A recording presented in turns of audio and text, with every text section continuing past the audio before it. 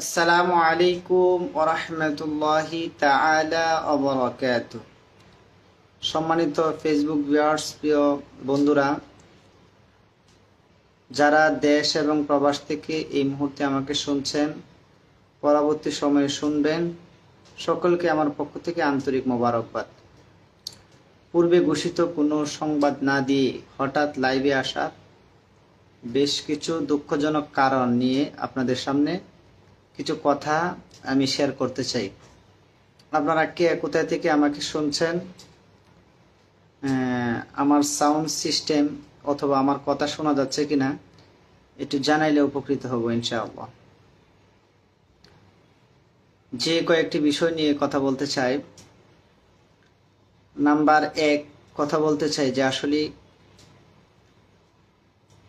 ইসলামের যারা ইসলাম সম্পর্কে ন্যূনতম জ্ঞান নেই, আলেম ওলামাদের সম্পর্কে অথবা কোরআন এবং হাদিস সম্পর্কে, ওই সমস্ত বাজে মানুষগুলা যখন ইসলামের পক্ষে যারা কাজ করে, নবীদের ওয়ারিস আল উলামা ওয়ারাসাতুল আম্বিয়া, নবীদের ওয়ারিস সম্পর্কে কথা বলে, এই সমস্ত কথাগুলো শুনলে হৃদয়ে রক্তকরণ শুরু হয় এবং অন্তরে ব্যথা সৃষ্টি হয়।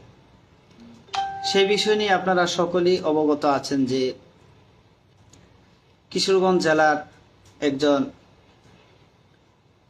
কান কাটা ফজলুর রহমান নামে একজন পরিচিত মুখ আছে। এই পাগল যে কথাবার্তা বলা শুরু করছে, এটা আসলেই দুঃখজনক, আমাদের কিশোরগঞ্জের জন্য একটা দুঃখজনক। আমি মনে করি যে আমাদের কিশোরগঞ্জে উল্লেখযোগ্য উলামায়ে কেরাম, আলেমরা অনেকে আছেন। আপনারা তার বিরুদ্ধে কঠোর হুঁশিয়ারি জ্ঞাপন করে তাকে আইনের আওতায় আনার জন্য আমাদের কিশোরগঞ্জের সকল উলামায়ে কেরাম একত্রিত হয়ে আইনের মাধ্যমে এই পাগল ফজলুর রহমানকে হয়তোবা কিশোরগঞ্জের মানুষ কিছু সাইজ করেন, না হইলে ওরে পাবনা পাঠায় দেন, কারণ এত পাগলই হয়ে গেছে। মানুষ স্বার্থের জন্য, রাজনীতি একটা নিকৃষ্ট কাজের জন্য মানুষ আলেমদের সম্পর্কে এমন বাজে মন্তব্য করতে পারে, এটা আসলে আমি তার কথা না শুনলে আমি বুঝতে পারতাম না। আসলে সে যে মানুষ, এই কথাটা বলতো আমার কাছে ঘৃণিত এবং খুবই কষ্ট হচ্ছে। কারণ আল্লাহ তাআলার কোরআনুল কারীমের ভাষাগুলা যে কত নিখুঁত। আল্লাহ তাআলা দীর্ঘদিন আগেই, প্রায় 1500 বছর আগে নবীকে জানিয়েছিলেন যে মানুষের মধ্যে এমন কিছু মানুষ আছে যারা শুধু পশুই নয়, বরং বাল্যহুম আদল, তারা 4 পায়া জানোয়ার, কুত্তার চাইতে নিকৃষ্ট। এদের পরিচয় মানুষ সময় করে মানুষের কাছে প্রকাশ হয়। যেমন আমরা এক পশু আমরা পাইলাম, যারাকে পশুর সঙ্গে তুলনা দিলে পশুরও ইজ্জত যাবে। আমরা এক পশুর সংবাদ পাইলাম আমাদের কিশোরগঞ্জের মধ্যে। যাই হোক, ও আলেমদের সম্পর্কে এত বিশ্রী ভাষা মন্তব্য করে এখনো আমাদের কিশোরগঞ্জের মধ্যে টিকে আছে। তার এখনো কোনো, আমরা সে এখনো ক্ষমা চাই না, বাট এখনো সে এভাবে আছে। এটা আসলে আমরা কখনো কোনোভাবেই এটা মেনে নিতে পারছি না। আমাদের কিশোরগঞ্জ জেলার যারা আপনারা আমাকে শুনছেন এবং পরেও শুনবেন, আপনারা এটা মাথায় নেন যে একজন অমানুষের কারণে আমাদের কিশোরগঞ্জের বিরাট বদনাম সারা বিশ্বে ছড়িয়ে গেছে।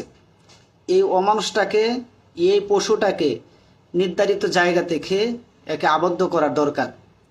বাট আমরা যেটা দেখতে পেলাম, আসলে আমরা 5 আগস্টে আমরা দেশ স্বাধীন করেছি। ইসলামে মানুষ, ওলামায়ে কেরাম একটু শান্তিতে ইসলামের কথা বলবে, ইসলাম সম্পর্কে মানুষকে জানাবে, মানুষ জানবে, একটা মনের বড় আশা নিয়ে আমরা ছাত্রদের মাধ্যমে একটা দ্বিতীয় অবস্থান বাংলাদেশে তৈরি হয়েছিল। কিন্তু এখন দেখা যাচ্ছে যে আসলে এক প্রকার পশুকে আমরা দূর করতে পেরেছি। এখন যে গর্তে থাকা ইঁদুরগুলা বের হয়ে এখন ওরাই মানে হাতির ভূমিকা পালন করছে।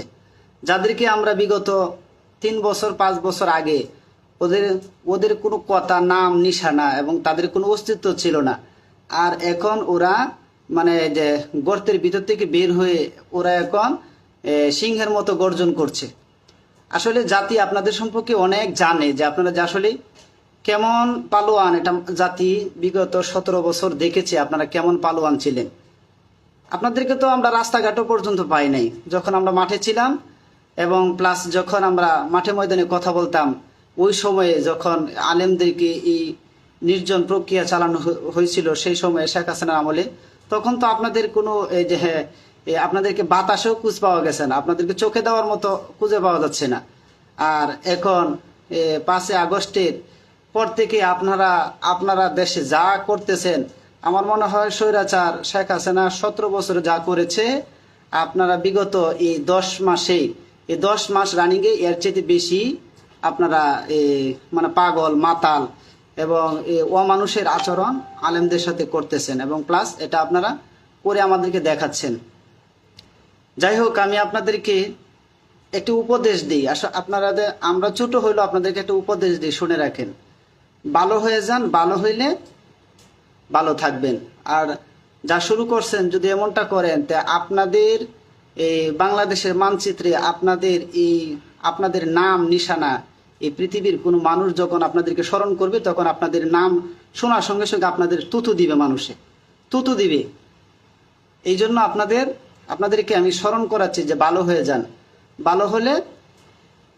ভালো হলে টাকা লাগে না, পয়সা লাগে না। এই সাধারণ রাজনীতির জন্য আপনি কোরআন এবং হাদিস সম্পর্কে কি বলেন, একজন আলেম সম্পর্কে কি বলেন, আপনি কি কখনো চিন্তা করে দেখেছেন? আসলে আমাদের আলেমদেরও ত্রুটি আছে। ওই সমস্ত জানোয়ার, এই সমস্ত পশুগুলা যখন মারা যায়, ওইগুলাকে গোসল জানাজা ছাড়া মাইরা ফাঁইরে মাটি দেওয়ার উচিত ছিল আমাদের। তখন মানুষ বিশ্বে দেখতো, মানুষ বিশ্বে দেখে এক শয়তানের শাস্তি দেখে সারা বিশ্বের মানুষ ফজির হইতো, মানে সোজা হইতো, ভালো পথে আসতো। আমরা উলামায়ে কেরাম করুণ ভূমিকার মধ্যে আমরা একটি এই মাথায় রাখি যে আসলে আমাদের কিশোরগঞ্জের এই অভদ্র এই শয়তানকে আমরা সকলে মাথায় রাখি। আসলে ওরা তো যা শুরু করেছে, এরা সামনে নির্বাচনে ওরা ফাঁস করবে তো দূরের কথা, ওদের অস্তিত্ব থাকবে কিনা এটাই আমার মানে এটা নিয়ে প্রশ্ন উঠছে আমার মনে। আপনারা ভালো হয়ে যান। আপনাদেরকে মানুষ দেখতে চাইছিল, বাংলাদেশের মানুষ আপনাদেরকে আবার এই রাজপ্রাসাদে দেখতে চেয়েছিল, কিন্তু আপনাদের যে আচার ব্যবহার, জায়গায় জায়গায় আপনারা এমন কোনো জায়গা, উপর থেকে শুরু করে তৃণমূল থেকে শুরু করে ঊর্ধ্বমূল পর্যন্ত এমন কোনো জায়গা নাই যে জায়গার মধ্যে আপনারা কোনো কিছু এখনো পান নাই, আপনাদের এখনো অস্তিত্ব নাই। তারপরও আপনারা যা শুরু করছেন, মানুষ আপনাদেরকে কিভাবে ভোট দিবে বলেন? এই আমানতটা মানুষ কিভাবে দিবে? আপনারা ভালো হয়ে যান। আমি আপনাদেরকে সতর্ক করছি, আপনারা ভালো হয়ে যান। যদি ভালো না হন তা আপনাদের পরিণাম যে কি হবে এটা আপনারা বুঝেও বুঝতেছেন না। আপনার সিঙ্গাপুরের অবস্থা হয়তো দেখেছেন মনে হয়, যে পার্লামেন্ট থেকে এই যে শরীরের জামা কাপড় খুলেও বের হওয়াটা কষ্টকর হয়েছিল, আর আপনাদের শরীরের চামড়ার সাথে থাকে কিনা এটাও সন্দেহ আছে। এই জন্য ভালো হয়ে যান। আবার দেখেছি আমি পাবনায়, অষ্টগড়িয়া বেশ কিছু অমানুষ বের হয়েছে, যারা বলতেছে যে আসলে যে জামাতে ইসলামের কোনো আলেম, জামাতে ইসলামের কোনো হুজুর অথবা মুয়াজ্জিন আজান দিলে মসজিদে আজান দেওয়া নিষেধ, জামাতে নামাজ পড়ানো নিষেধ। আমি বুঝতে আমার মাথায় ফেসবুক এবং বর্তমান অনলাইনে ঢুকলে আমার মনে হয় যে আসলে ওরা কি মানে পাগলা কুকুরের মতো কি মানে পাগল হয়ে গেছে নাকি, এটা আল্লাহ ভালো জানে। আল্লাহ যদি তাদের কপালে হেদায়েত রাখে তাহলে হয়তো বা হেরা ভালো পথের সন্ধান পাবে, না হলে তাদের অবস্থা আমি বললাম না যে সিঙ্গাপুরের যে পার্লামেন্ট থেকে তারা তো কমপক্ষে শর্ট প্যান্টটা নিয়ে তো বের হইতে পেরেছিল, কিন্তু তাদের অবস্থা এমন হবে শর্ট প্যান্ট দূরের কথা, শরীরে চামড়া পর্যন্ত সাথে থাকবে না। আপনারা ভালো হয়ে যান, কারণ ইসলাম বাংলাদেশ একটি মুসলিম কান্ট্রি দেশ, যে দেশের মানুষ রক্ত দিতে জানে, জীবন দিতে জানে, এদেশের মানুষ ইসলামের জন্য সব করতে পারে, আপনারা এটা কিন্তু মাথায় রাখবেন যে আসলে এই দেশের মানুষ সব করতে পারে ইসলামের জন্য। এই জন্য আমরা আল্লাহ এবং তার রাসূলের পথে আছি, ছিলাম, থাকবো ইনশাআল্লাহ। যতদিন বেঁচে আছি ততদিন সৎ পথে কথা বলবো। আপনারা বিএনপি করেন আর মানুষ কি গুড়ার ডিম করে? আপনাদের মতো পাগল ছাগলের জন্য বিএনপির মান সম্মান ইজ্জত নষ্ট হচ্ছে। কিন্তু যারা প্রকৃতপক্ষে ভোট দেয়, হ্যাঁ, ওরা হচ্ছে মানুষ। আপনারা বিএনপি করেন কত বছর? আমরা তো কথা বলছি, হ্যাঁ, আমার সাথে অনেকেই আমাদের বিএনপির ইউনিয়নের জেলা সভাপতি, সেক্রেটারি অনেকেই আমার সাথে অ্যাড আছে, ওরা আমার কথা শুনছে, বাট শুনবেও। আমি আশা করি যে আমাদের বিএনপির অবস্থান সম্পর্কে আমাদের ফ্যামিলিতে কি আছে আপনারা একটু জেনে শুনে বলেন। আমরাও তো এই যে একটা বিএনপির আমাদের বাপ দাদা 14 সিঁড়ি দেখছি যে বিএনপির ভোট দিয়ে আসছে, কিন্তু ওরা তো এমন পাগল ছাগল কথা বলে নাই। আপনারা তো, আপনাদের জন্য এই বিএনপির ক্ষতি হচ্ছে, আপনাদের লাভ তো পরের কথা। এই জন্য আমি বিএনপির যারা উচ্চত পদস্থ যারা আছেন, যদি কেউ আমার কথা যদি কখনো শুনেন, তাহলে আমি বলবো এই সমস্ত কিছু পাগল ছাগল আপনারা ছাঁটাই করেন, এগুলাকে বাদ দেন। কারণ এগুলোর জন্য এই যে শেখ হাসিনার পতনের মূল উৎস কি জানেন? কিছু পাগল ছাগলের জন্য। কারণ সংগঠনে কিছু পাগল ছাগল থাকে, এগুলাকে ছাঁটাই করা সংগঠনের যারা উচ্চতর পদার্থ থাকেন তাদের এটি নৈতিক দায়িত্ব। এটি বের করে এই পাগল ছাগলগুলা ছাঁটাই করা, এগুলাকে পাবনায় পাঠানো, না হলে বন্দি করা। এই জন্য আমি আপনাদেরকে আবারও সতর্ক করছি যে আমাদের কিশোরগঞ্জ অনেক উলামায়ে কেরাম আছেন, আপনারা এই যে কান কাটা ফজলুর ব্যাপারে সোচ্চার হয়ে যে কোনো উদ্যোগ আপনারা গ্রহণ করেন। প্রয়োজনে যদিও আমরা ঢাকা খেদমতে থাকি, আমরাও প্রয়োজনে দেশে আসব এবং যা করা লাগে আপনার প্রতি কর্মসূচির মধ্যে আমরা অবস্থান করব। ওরা বিএনপি করে, ওরা কয়টা ভোট পায় আশা করে দেখেন।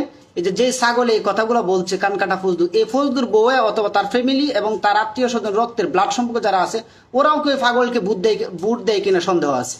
বাট আমরা ঠিকই ভোট দেই, কিন্তু আমরা সচ্ছলভাবে কথা বলি। বাট আমি এই বিষয়টা বলতে চাই যে বাংলাদেশের যিনি এখন অভ্যন্তরীণকালীন সরকার যিনি আছেন, অন্তর্বর্তীকালীন সরকার, ডক্টর ইউনূসকে আমরা বলবো যে আসলে আমরা সব সহ্য হয়। আমার বাবাকে গালি দিলে, হ্যাঁ, বুকে চাপা দিয়ে হলো মানা সম্ভব, কিন্তু আমার নবী মুহাম্মদ রাসূলুল্লাহ সাল্লাল্লাহু আলাইহি সাল্লাম এবং যিনি আমাকে হায়াত দিয়েছেন, যিনি আমাকে মরণ দিয়েছেন, যিনি আমাকে সর্বদাই যিনি বাঁচিয়েছেন, আমার রব আল্লাহ এবং তার রাসূল সাল্লাল্লাহু আলাইহি সাল্লাম সম্পর্কে কোনো কথা যখন আমরা অনলাইন হোক যে কোনো মাধ্যমে আমরা শুনতে পাই, আমাদের কলিজার মধ্যে আঘাত করে।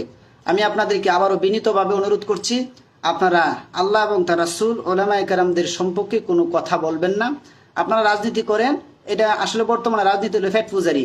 আপনারা ফ্যাট পূজারি এবং আপনারা এই লুঠতরাজ, ডাকাতি, সন্ত্রাসী, লুটপাট করে আপনাদের মন ভরছে না। এখন আপনারা দেখেন, কি বলবো আপনাদেরকে, যখন জামাত বিএনপির সাথে ছিল তখন জামাত খুব ভালো ছিল, এখন যখন জামাত আপনাদের বিপরীত পার্টি হয়ে গেছে গা, এখন জামাতের লোকগুলা বড় খারাপ হয়ে গেছে, তাই না? আপনারা রাজনীতি এমন একটি ঘৃণিত কাজ, এর থেকে মানে এই যে যারা রাস্তায় মানুষের কাছে ছায়া ভিক্ষা করে, যেটা আমরা বলি, এরা যারা এই যে রাজনীতি করে পাজারু গাড়ি দিয়ে বলে, আমি মনে করি পাজারু গাড়ির যে ঘোড়ার চাইতো যে রাস্তায় যে ভিক্ষা করে হাত পেতে যে চা, ওরাও মানুষের কাছে সম্মানিত আছে, ওরাও মানুষের কাছে গ্রহণযোগ্যতা আছে। কিন্তু এই পাজারু গাড়ির ভিতরে থাকা সত্ত্বেও আপনারা পশুর চাইতো নিকৃষ্ট। আপনারা একটু স্বাধীনভাবে ঘুরতে পারবেন, কোথাও যাইতে পারবেন, কারোর সাথে কথা বলতে পারবেন, কারণ আপনাদের আচার ব্যবহার পশু এবং চারপার জানোয়ারের চাইতো নিকৃষ্ট। আপনাদের আচার ব্যবহার, কথা, কাজ, কর্ম সব। এই জন্য আমি আপনাদেরকে আবারও বলছি, আপনারা ভালো হয়ে যান। আর দেশে যে পরিস্থিতি আপনারা বিরাজমান সৃষ্টি করছেন, আপনারা ভাবতেছেন যে আলেমদের দলকে আপনারা দূরে সরাই দিবেন, আপনাদের চুলকানি বেড়ে গেছে, আপনারা ভাবতেছেন সমস্ত উলামায়ে কেরাম এক হলে আপনাদের এই যে রমরমা ব্যবসা বন্ধ হয়ে যাবে, এটা নিয়ে আপনার টেনশন করছেন। চিন্তা করবেন না, ইনশাল্লাহ আল্লাহ তাআলা যদি চান এই বাংলার জমিনে কোরআনী আইন, আবার কোরআনী আইন এই বাংলার জমিনেই প্রতিষ্ঠিত হবে ইনশাআল্লাহ। সেই দিনের জন্য অপেক্ষা করেন, আপনাদের প্রতিটা কথা পুঙ্খানুপুঙ্খানুভাবে জবাব দেওয়া হবে ইনশাআল্লাহ। আমরা সেই আশায় আছি, আল্লাহ তাআলা যেন আমাদের মাতৃভূমি বাংলাদেশকে যেন কোরআনের রাজ কায়েম করে দেন, এটা আল্লাহ তাআলা যেন আমরা জীবিত থাকতে যেন আমরা যেন নিজ চোখে দেখতে পাই যে আমাদের বাংলাদেশে কোরআনী আইন, কোরআনী রাষ্ট্র এবং কোরআন এবং হাদিস মোতাবেক রাষ্ট্র পরিচালনা হচ্ছে। আল্লাহ তাআলা আমাদেরকে যেন সেই পরিমাণে হায়াত লম্বা করে দেয়। আর আমরা যেন এই পশুগুলা যারা কোরআন এবং হাদিস আলেমদের সম্পর্কে মন্তব্য করে এদের পরিণাম শেষ পর্যন্ত দেখার তৌফিক আল্লাহ তাআলা প্রত্যেককে দান করুক। আমিন। ওয়া আখিরু দাওয়ানা আলহামদুলিল্লাহি রাব্বিল আলামিন। আসসালামু আলাইকুম ওয়া রাহমাতুল্লাহ।